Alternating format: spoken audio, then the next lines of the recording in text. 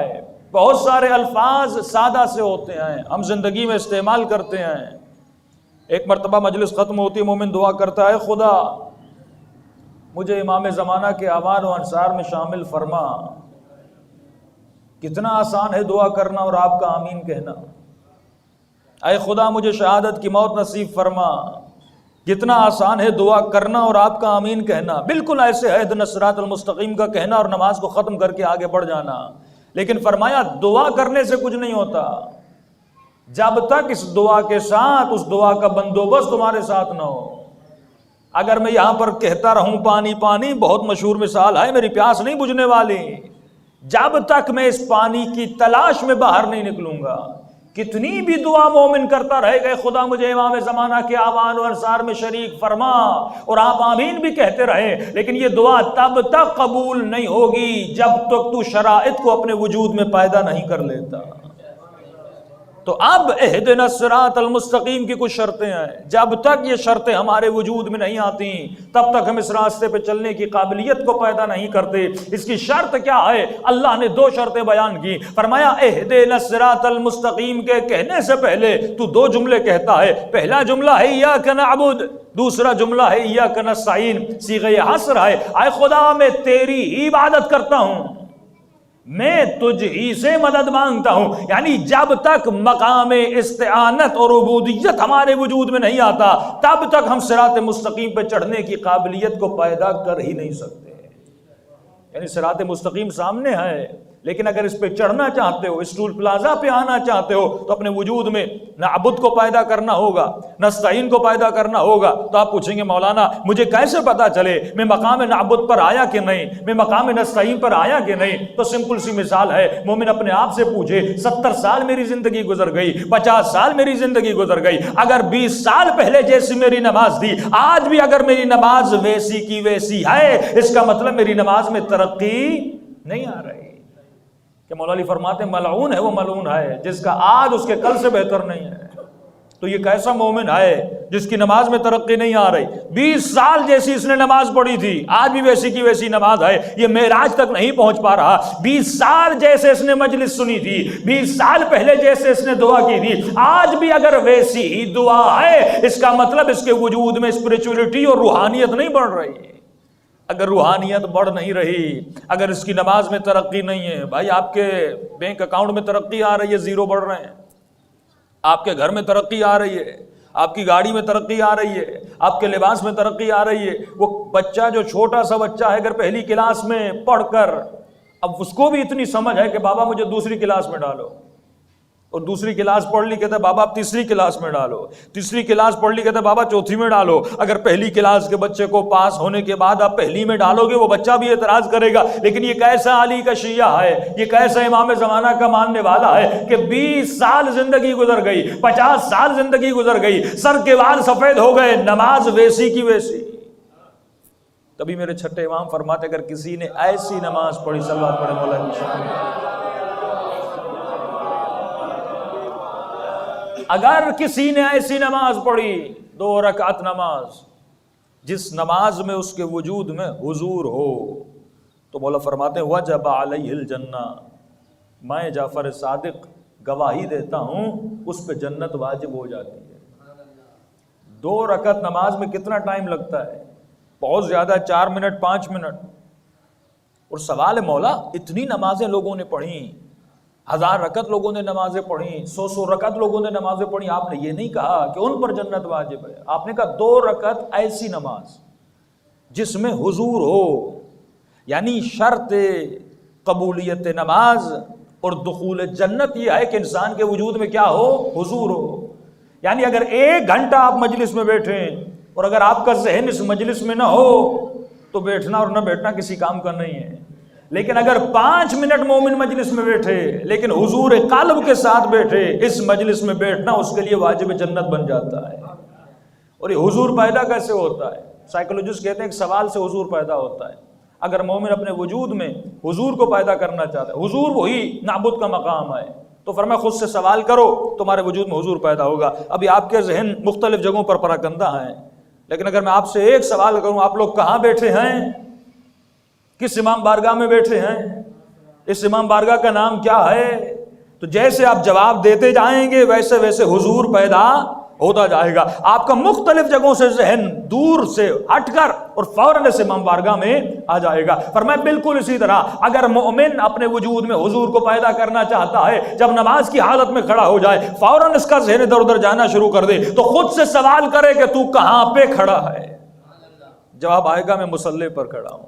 اگر کربلا چلا جائے، ذہن کہیں ادھر ادھر چلا جائے تو فوراً خود سے سوال کرے. اسی لیے فرمایا اگر حضور کو پیدا کرنا چاہتے ہو تو مولا علی مثالیں دیتے ہیں. فرمایا اگر حضور کو پیدا کرنا چاہتے ہو تو اپنے وجود میں کچھ نشانیوں کو رکھا کرو. لیکن اے مومن اگر تو چاہتا ہے تمہارے وجود میں حضور خدا پیدا ہو تو ہمیشہ دائم الذکر رہا کر، یعنی تمہاری زبان پر ذکر پروردگار عالم رہے. تو کہنے لگا مولا اگر میں بھول جاؤں ذکر خدا کرنے کے لیے تو امام فرماتے ہیں حضور کو پیدا کرنے کے لیے کوئی نشان اپنے وجود میں رکھا کر، یعنی تسبیح کا ہاتھ میں ہونا تمہیں یاد دلائے گا کہ تمہیں ذکر خدا کرنا ہے. اپنے گھر میں اگر تم امام حسین کی زری لگا دو گے، جیسے زری پر نگاہ پڑے گی فوراً امام حسین کا تصور تمہارے ذہن میں آئے گا. جب نماز کو مسجد میں پڑھو گے، اس مسجد پر نگاہ پڑے گی فوراً تمہارا ذہن پروردگار عالم کی طرف جائے گا. جب گاڑی میں بیٹھتے ہو ایسی شے اپنی گاڑی میں لگا دو جیسے تمہاری نگاہ اس شے پر پڑے فوراً تمہارے ذہن میں آئے تم کسی پروردگار عالم کے حضور میں ہو. اسی لیے آغا طباطبائی سے پوچھا گیا، ان کے شاگرد فرماتے ہم نے کبھی بھی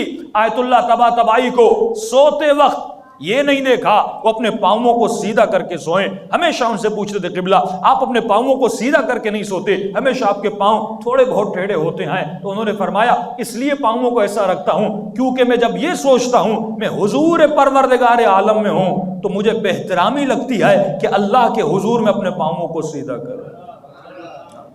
اتنا حضور پروردگار ان کے وجود میں آ گیا. تو اگر اس حضور کو پیدا کرنا ہے تو مولا فرماتے ہیں اس کے لیے ذکر خدا تمہاری زبان پر ہمیشہ ہونا چاہیے. جب تک ذکر پروردگار عالم تمہاری زبان پہ نہیں تو اس حضور میں نہیں آ سکتا. مختلف باتوں میں لگ جاتا ہے. ٹی وی آپ کے حضور کو دور کر دیتی ہے، مختلف باتیں آپ کے حضور کو دور کر دیتی ہیں، غیبتیں آپ کے حضور کو دور کر دیتی ہیں، غلط دوستیاں آپ کے حضور کو دور کر دیتی ہیں. حضور کا مطلب یہ ہے ہمیشہ حضور پروردگار عالم میں رہو. ہمیشہ ایک چھوٹی سی مثال دیتا ہوں. ایک استاد تھا، اس نے اپنے 3 یا 4 شاگرد تھے.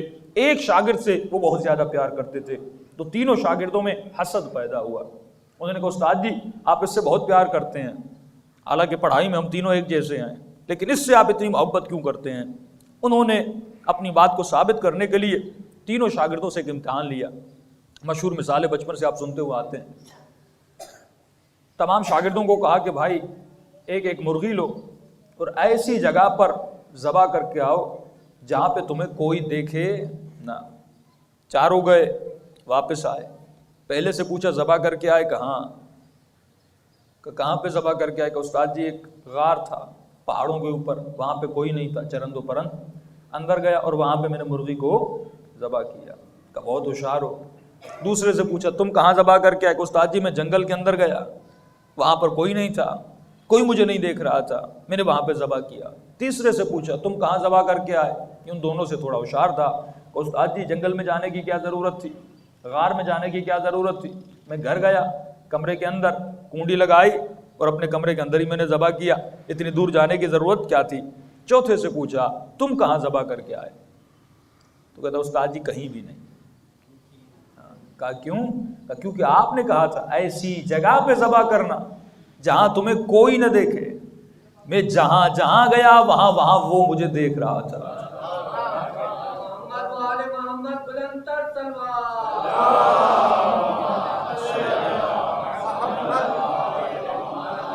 اب سوال آپ سے ایک ہے، کیا یہ چاروں کلمہ لا الہ الا اللہ پڑھتے تھے کہ نہیں؟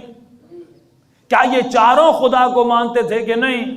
کیا یہ چاروں نماز پڑھتے تھے کہ نہیں؟ کیا یہ چاروں مسلم تھے کہ نہیں؟ پھر سوال یہ آئے جب چاروں خدا کو مانتے تھے ایک کتنا متوجہ کیوں تھا اور 3 متوجہ کیوں نہیں تھے؟ جبکہ چاروں اللہ کا کلمہ پڑھتے تھے، چاروں مسلم تھے. سوال یہ ہے کہ 3 غافل تھے، ایک کے وجود میں حضور پروردگار عالم تھے.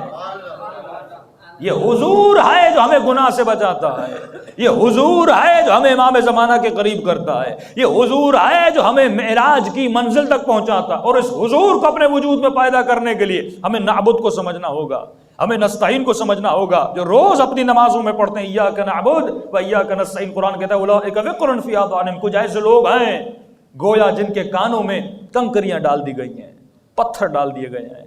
میں بلاتا تو ہوں لیکن ایسے ہے جیسے یہ سن نہیں رہے۔ کبھی اہل بیت نے یہ نہیں کہا کہ جب 400 ملین شیعہ بنیں گے تو ہم قیام کریں گے، نہیں، ہمیشہ ایک اقلیت کا عدد بتایا۔ امام حسین 72، چھٹے امام تقریباً 122 اور 23 کہتے ہیں اگر میرے پاس اتنے صحابی ہوتے میں قیام کرتا۔ آپ کے 12ویں مولا فرماتے ہیں 313۔ کبھی نہیں کہا کہ 500 ملین شیعہ، کبھی نہیں کہا کہ 600 ملین شیعہ ہوں گے تو میرا ظہور ہوگا، نہیں، کہا 313۔ یعنی ایسی اقلیت جن کا عقیدہ، جن کا عمل ایک ہو۔ آج ایک ہی محلے میں 1000 شیعہ بھی رہیں، عقیدہ بھی الگ ہے، عمل بھی الگ ہے۔ جب عقیدہ اور عمل بگڑ جاتا ہے تو اس امت میں فسق و فجور اڑ جاتا ہے۔ مسلمان تو سارے مسلمان ہیں، لیکن جب عقیدے اور عمل میں بگاڑ آیا تو سیدہ کے دروازے کو آگ لگائی گئی۔ جب عقیدہ اور عمل ایک نہ رہا تو کربلا بنی۔ جب عقیدہ اور عمل ایک نہ رہا تو امام حسین کے پاؤں کے، امام حسن کے پاؤں کے نیچے سے مصلے کو کھینچا گیا۔ جب عقیدہ اور عمل ایک نہیں رہتا تو وقت کا حاکم صبح کی نماز 4 رکعت بھی پڑھا دے تو مسئلہ نہیں رہتا۔ جب عقیدہ اور عمل ایک نہیں رہتا تو جمعے کی نماز اگر بدھ کو پڑھا دی جائے تو امت پہ فرق نہیں پڑتا۔ اگر معاشرہ ایسا بن جائے جس کے عقیدے اور عمل میں تضاد آ جائے، یعنی جب تک وہ مقام نعبد تک نہیں پہنچتا، جب تک وہ مقام نستعین تک نہیں پہنچتا، فرمایا تب تک وہ صراط مستقیم پر چلنے کی قابلیت کو پیدا نہیں کرتا۔ اور یہ کب ہوگا؟ جب انسان احساس ذمہ داری پائے گا کہ